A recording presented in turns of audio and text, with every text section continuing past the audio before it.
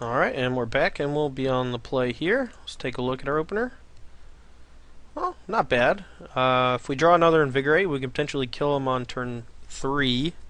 We also have a couple of dig spells, so definitely going to keep this one. I think I'm probably going to lead with... Well, I'm going to lead with Probe and see what he's playing, and then I may Ponder or Brainstorm, or just lead with Inkmoth Nexus based on what he's got. Like, if he has a Wasteland in hand, I'll just go ahead and start digging for more lands and more threats.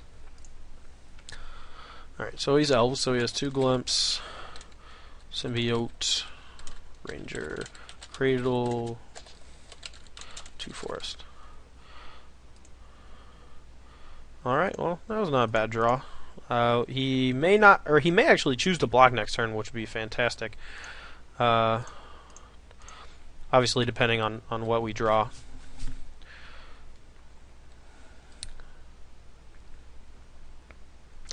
Go and get that Glistener Elf in there. Now if we draw a Berserk, we can threaten to kill him on turn 2. Assuming if we draw a Berserk, or if we draw a land and ponder into a Berserk or a Brainstorm. I guess we can just cast Brainstorm first. Well, I could be really greedy. I think I kind of have to be. He might go crazy with Glimpse next turn, so we'll Brainstorm. Try to hit something good. Another Invigorate, but we had a Force of Will too, so that's fine. Alright, well, we'll just attack and probably just force whatever he does, and then kill him next turn with... yeah, so we're just gonna, like, force his Glimpse, I guess. And he's probably not gonna have enough mana to do much of anything. Maybe draw, like, 2 cards or whatever, since he has the second Glimpse. Or maybe... Let's just see what he does, and then we'll try to figure it out. So he has Wirewood Symbiote, which he can bounce the Quirion Ranger and replay it. We could also just force the Wirewood Symbiote. Or we can just try to force whatever mana-producing thing he tries to play. Now, I think I'm okay with this Glimpse resolving, because now he's just, like, he doesn't have enough mana to do anything. So that's a Wirewood Symbiote. Like, he's out of mana. He drew a card, so I think he was just cycling it. And now he's just going to attack for 1 and be done, I guess. Or maybe just hold back and block, but... Alright, well, now we just go for the kill with Inkmoth and double Invigorate with Force backup. And Elves doesn't really have a whole lot to interact with you, so if you got a flyer, they're usually dead. Plus he has no mana. No Force Wills coming our way. Had it.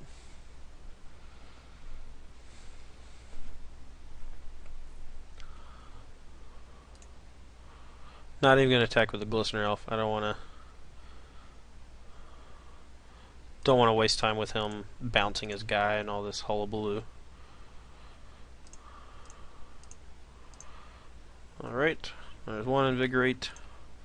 How about 2? 2 Invigorates. Alright, let's go to the board.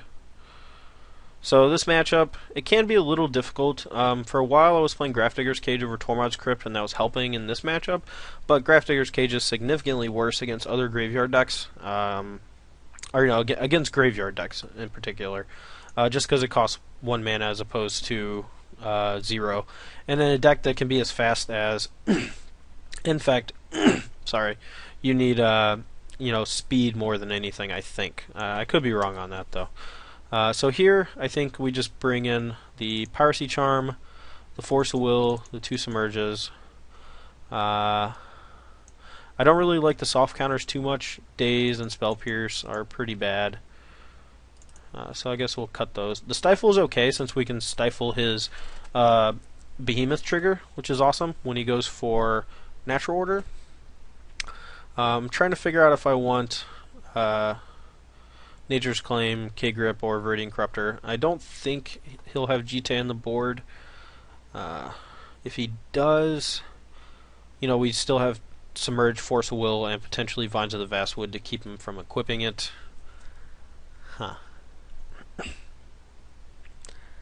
I guess I'm just fine like this. If I see Jite, I'll bring in Viridian Corruptor, but otherwise I'm not going to worry about it. Alright, game 2, we're on the draw. Let's take a look. Well, we got some stuff and some things. I guess we'll keep it. Gitaxian Probe is a little awkward in this exact spot where it could literally be anything. You know, it could be a draw spell, it could be whatever. Quarian Ranger is fine. Oh, there's a Nexus. I'm going to probe him to see if I should just go turn 1 Submerge or not.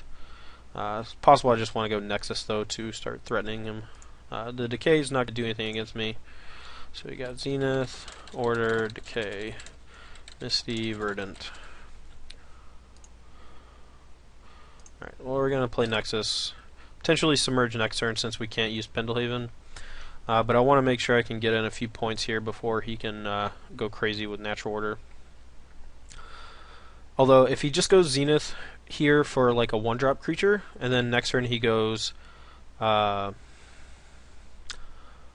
Order, I can just submerge his Behemoth back on top with the trigger on the stack. So, that's pretty cool.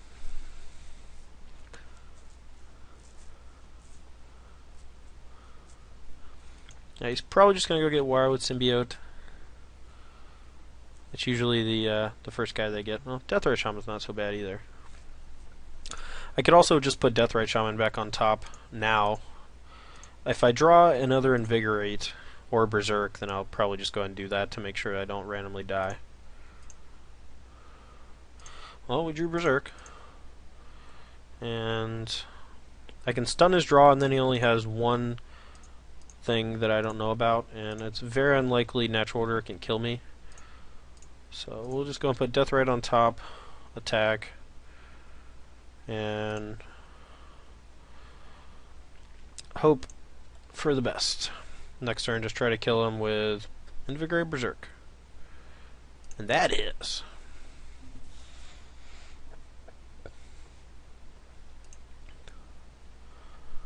Alright, so he played the Misty and the Verdant, so his hand is Natural Order, Deathrite Shaman, Abrupt Decay, and one random card. And I can't think of... Let's see. You know, the Dryad Arbor doesn't do all that much this turn. You know, next turn with Natural Order it could be bad. I'm kind of hoping he just plays whatever it is that he drew. But it's unlikely that it's going to be able to do much of anything against Inkmoth, although it could have been a Cabal Therapy or something like that. And at this stage, I think Cabal Therapy almost always names Invigorate, since Invigorate is the most explosive card in the deck and gives you the most like free win type draws.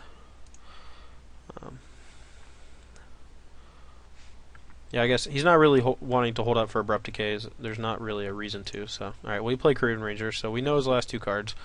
And we got him. And that's Infect! Yeah! Kind of a sad ending to the daily event, where you know you have like your really great draws when you've already been eliminated, but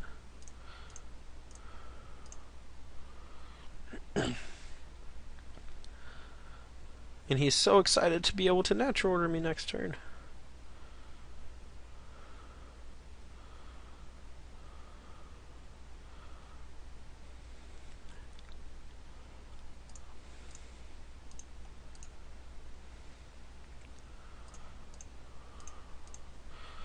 Yeah, sometimes you just draw Berserk, and they're dead. Thanks, Gitaxian Probe. You the best.